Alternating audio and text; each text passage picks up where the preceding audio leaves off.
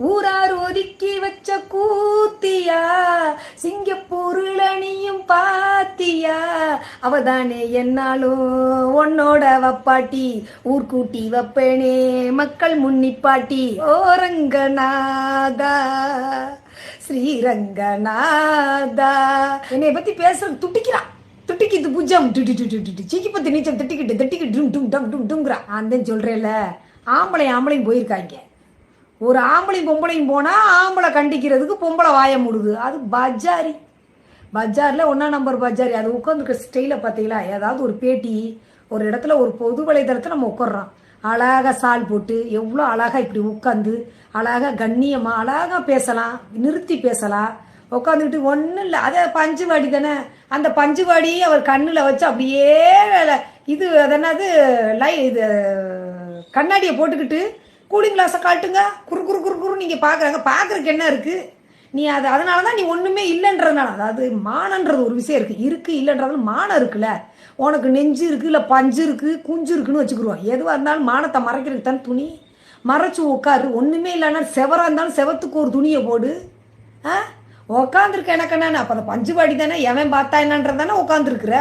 அவர் என்ன கேள்வி கேட்குறாரு? இப்படி எல்லாம் பேசியிருக்கு மீடியாவில்னா நீ பேசுனதை நானும் பேசியிருக்கேன்னு போட்டுக்கா. நீ பயில்வான் ரங்கநாதன் இந்த பாருங்க அவன் பொண்டாட்டி கழுவி ஊத்திருக்கான்னு ஒரு ஆடியோவை காமிச்சாருன்னா நீ ஒரு ஆடியோவை காமி. அதை விட்டுவிட்டு சம்மந்தம் இல்லாமல் போட்டாமட்டு இருக்கலாம். நான் இது அனுப்பவா, நான் அப்புறம் உடனே அம்மனை குண்டி வீடியோவை நானும் அனுப்பவா அவருக்கு? நீ அனுப்பு, நானும் அனுப்புறேன். அங்கே தானே நான் நிற்கிறேன். இன்னும் யாருக்கும் தெரியாதுல.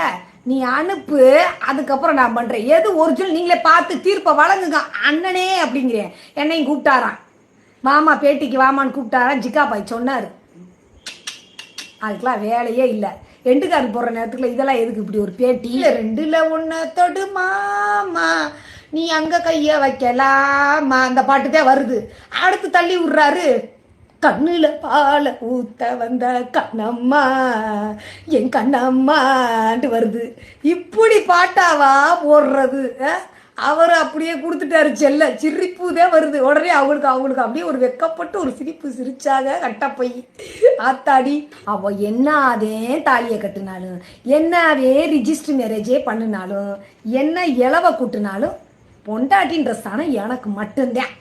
என் புருஷன்தான் எனக்கு மட்டும்தான் சொந்தந்தான் என்று நான் நினைச்சேனே. அவன் கவட்டை கிட்ட கவுந்து போய் கிடக்குறானே. என் பாவம் அவளை சும்மாவே விடாதுடா. நான் நிறைய நேரம் துடிச்சிருக்கிறேன், நைட்டெல்லாம் அழுதுருக்கிறேன். எப்படி இருந்த குடும்பம் இன்னைக்கு சின்ன பின்னா பட்டுருச்சேன்னு. அவருக்கு தண்ணியை ஊற்றி விட்டு நினைக்காத அளவுக்கு, ஒரு குடும்பத்தையே நினைக்காத அளவுக்கு நீ பண்ணிட்ட. ஆனால் ஆண்டவன் நினைக்க வைப்பான். ஒரு குடும்பம்னா என்ன, அதில் குடுத்தன நடத்தினவ தான் இதை பற்றியெல்லாம் பேசணும். உனக்கே எதுவும் இல்லை. நீ எதுக்கு கூத்தியா கொஞ்சம் கூவிக்கிட்டே இருக்க? இதுக்கு தான் நான் எடுத்துக்காட்டுக்கு சொல்லியிருக்கேன். இவங்களை யாரையும் நான் விட போகிறதில்ல. உள்ளக்கு அவ்வளோ வச்சுருக்கேன். எதையும் இன்னும் நிறையா சொன்னோம்னா இவங்க சட்டுப்புட்டுன்னு எங்கேயாவது ஊட்டி கொடைக்கான்னு ஓடி போய் தேட வச்சிடாதீங்க. எங்கே போனாலும் விட மாட்டோம், அது வேற. இருந்தாலும் கொஞ்சம் தைரியக்காரியாச்சுல, தைரியமாக இருப்பா. இருக்கட்டும், அங்கேயே இருக்கணும். ஏன்னா இதை கூட பிடுங்க முடியாதுன்னு சொல்லியிருக்கால. நான் மறந்துடுவேனா என் செல்ல கூட்டிங்களா? இப்படி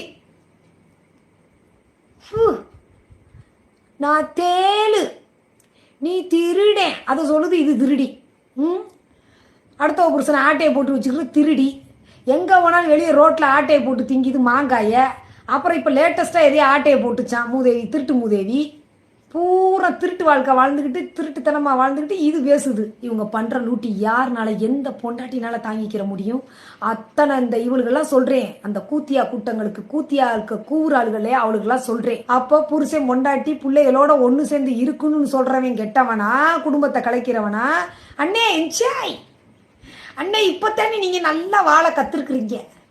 அக்கா கிட்ட இருந்தா தானே சந்தோஷன்னு கூத்தியாளுக்கு கூட்டி விட்றாளுகளே. அண்ணே என் வாழ்க்கை இப்படி போயிடுச்சுனே. நானும் உங்களை மாதிரி ஒருத்தவன் எனக்கு கிடச்சிருந்தா நானும் தக்க வச்சிருந்துருப்பேனே. ஆனால் கிடைக்கலனே. அதனால இன்னொருத்தவனை வச்சிருந்தேன். அவனுக்கும் பாடங்கள்லாம் சரியில்லைன்னு என்னை கழட்டி விட்டு போயிட்டானே. இப்படி விட்டுட்டு போனது மாதிரி நீங்கள் விட்டுட்டு போயிடுறாங்கண்ணே. அண்ணே அக்கா ட்ரூவாக ரேட்டு பேசிக்கிட்டு இருக்காங்கண்ணே. ட்ரூவாகவும் கையில் காசு கேட்குறாங்கன்னேங்கிறாளுங்க. அப்போ இவளுகளெல்லாம் என்ன சொல்லலாம்?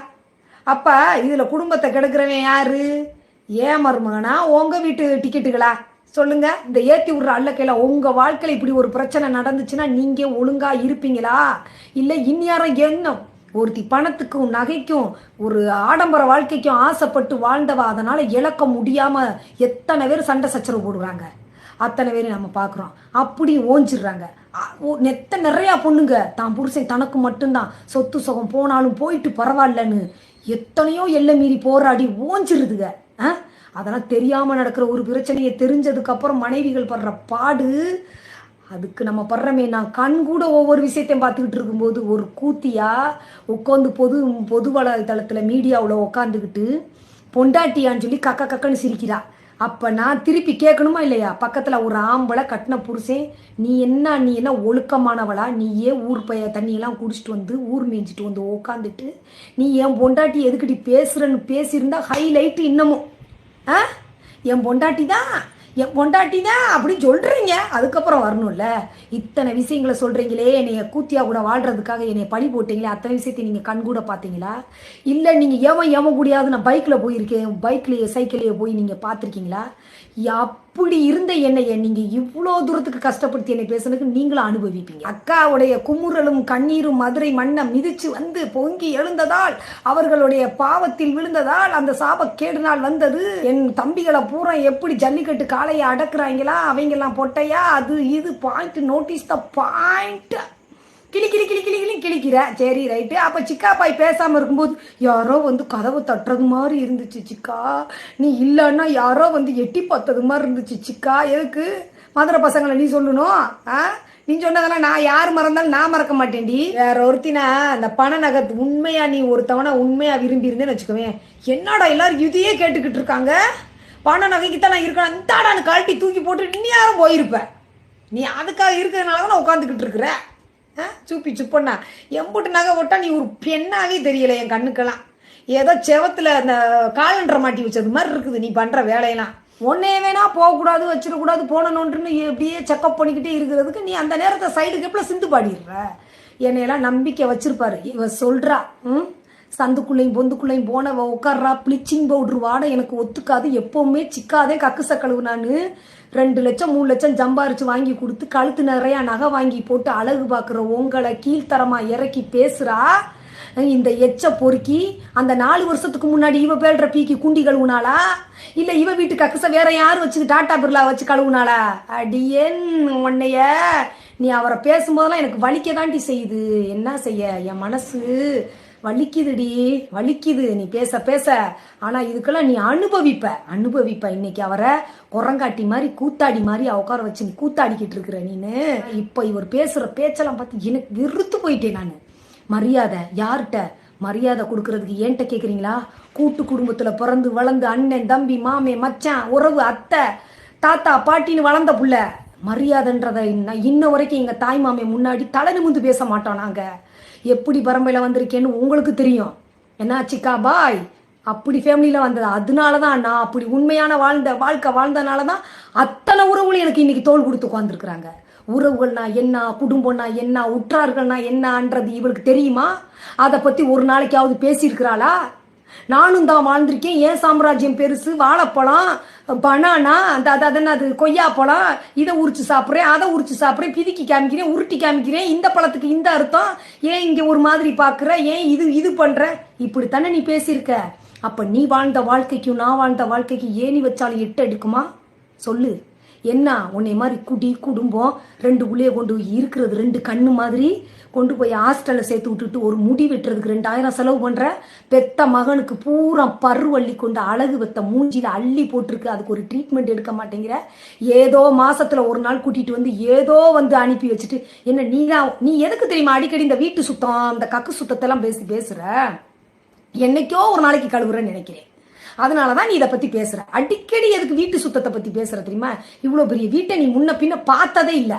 அதனால அவ்வளோ பெரிய வீடா இருக்குதா, அதை மினிக்கா சொல்லி காமிச்சுக்கிட்டு தெரியுற.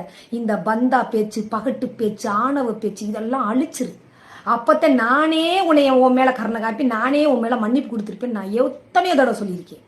ஆனால் நீ அந்த ஸ்டேஜெல்லாம் நான் உனக்கு எவ்வளோ படித்து தனிப்பட்டுன்னு விஷயங்களாக சொல்கிறேன். ஆனால் தனிப்பட்டு இருக்கும்போது நீ என்கிட்ட எந்த கருத்தும் தெரிவிக்க மாட்டேங்கிற, எதுத்தும் பேச மாட்டேங்கிற, அமைதியாக இருக்கிறன்றனால தான் நான் அமைதியாக விட்டுட்டேன். ஏன் நான் சண்டை போடலை, நான் விட்டு கொடுத்துருக்குறேன். நான் என்ன அப்படின்னா தொஞ்ச போன கோழியாவா வரைக்கும் என் பிள்ளை இழந்ததுனால நான் பின்பக்கம் முன்னாடி உட்காரலையேன்னு சொல்லி எல்லாம் கேட்குதுகளேன்றதுக்காக உங்களுக்காக நீங்கள் அந்த இடத்துல சண்டை சச்சரவு இருக்கக்கூடாது. என் பிள்ளைய பார்க்க போகிறோம். இன்னமும் நீ இந்த உட்காந்துக்கிட்டு என் புள்ள விஷயமா நீ தலையிட்டுன்னு அதை பேசுனேன் இதை செஞ்சேன்னு சொல்லி செருப்பு கட்டிட்டு அடிப்பேன். சிக்காபாயை பாராட்டுவேன். என் கூட கடைசி வரைக்கும் இருந்தார். பிள்ளைக்காக அவர் செய்ய வேண்டிய வேலையை அவர் செஞ்சார். ஓ காசு பணமோ நீ கூட வந்து குறுக்குறு பார்க்குறேன்னு சொல்லி என் பிள்ளைய பட்டம் கொடுத்தாதான் மிச்சம். ரைட்டா? நீயா எதிர்க்கு கூட கேடுன்னு நினைக்க மாட்டேயா? யாரு நான் சொல்கிறதே நீ பேசுறியா? எதுலையாவது நீ சுயமாக பேசுறியாடி? அவள் நல்லவளா? ஒரு கஷ்டப்படுற பிள்ளையா இருந்து ஒருத்தனுக்கு ஒருத்தியா இருந்து வந்து ஏதோ கஷ்டத்தில் வந்து இருந்திருந்தா கூட ஏதோ ஒரு வாழ்க்கையை விட்டு கொடுக்கட்டோம்னு நானும் விட்டு கொடுத்துருந்துருப்பேன். இவ்வளோ விட்டுட்டு இருந்தவ விட்டே கொடுத்துருந்துருப்பேன். எதுக்கு போய் ஒரு விபச்சாரி இன்னும் உட்காந்து ரேட்டு பேசிக்கிட்டு இருக்கா, நீ கொடுக்குற காசு பத்தலன்னு. இவ்வளோ கழுத்துல நீ கட்டி என்ன சாதிக்க போற? இவ தங்கச்சி பூரா அல்லாடுறாளுக கிடந்து அல்லாடுறாளுக போய் அண்ணே நீங்கள் சாதனை புரிஞ்ச மாதிரி மக்கள் பூரா உங்களை பாராட்டு செருப்பால் எடுத்து அடிப்பாங்க. ரைட்டா? செருப்பால் எடுத்து அடிப்பாங்க என் செஞ்ச காரியத்துக்கு. அவதான் எப்படி பேசுறா? அதுக்குத்தான் ஆப்பு நான் சொல்லக்கூடாது. நான் ஏன் இவ்வளோ நேரம் இவ்வளோ சாப்பிட்டா பேசினேன்னா அதுக்கு பின்னாடி ஒரு காரணம் இருக்குது. கம்முன்னு இருங்க. இப்போ பெட்டி பேக்கிங்லாம் பண்ணி ரெடி ஆகிக்கிட்டு இருக்காங்க. பேசாமல் இருங்க. ஓ தைரியமானவளுகனா தில்லு இருந்தா அடியே கூத்தியா கூட்டங்களை 1-2 இதில் இருக்க வெளியே 2 பார்ப்பீங்க. உங்கள் அக்காவை இந்த இடத்த விட்டு ஒரு வாரத்துக்கு நகலாமல் 10 நாளைக்கு இருக்க சொல்லு.